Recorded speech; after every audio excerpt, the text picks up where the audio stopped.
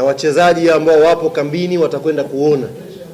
Wakiona kiongozi umesimama unashupaza shingo kwamba Yanga haifungwi mara mbili, unawafanya wanapata kitu kinaitwa kujiamini kuliko kupitiliza, overconfidence. Kwa hiyo kuiua ile na wewe unakuwa na wasiwasi. Mimi jana nimerudi kambini, Djigui Diarra anaonyesha ile interview. Ananiambia mbona kama una wasiwasi? Maana yake message nilikuwa nimeificha pale kwamba viongozi tuna wasiwasi, tunahitaji wakapambane, ilifika kambini. Ningeleta pale comedy pale kuaminisha kwamba Yanga haifungwi mara mbili, leo pengine Faisal angetuzuru tena. Lakini concentration ilikuwa juu. Chance ambazo amepata Azam ni chance za hatari. Lakini Diarra ipo juu concentration, anajua ni mechi ngumu, akaweza kuzifanyia save. Kwa mimi nilikuwa najua kwamba ni ngumu kumshona Yanga back to back. Timu moja ni mfunge leo Yanga Jumatatu, mfunge Yanga Jumatatu, ni ngumu.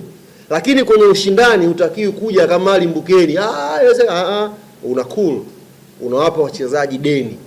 Na hata mashabiki wanachama wa Yanga jana kuamkia leo walikuwa wanawapush wachezaji kwamba itakuwa fedhea tupoteze kombe la shirikisho alafu tena tutolewe kileleni kwenye mechi ya ligi. Kwanza wameshinda ngapi wapinzani wetu?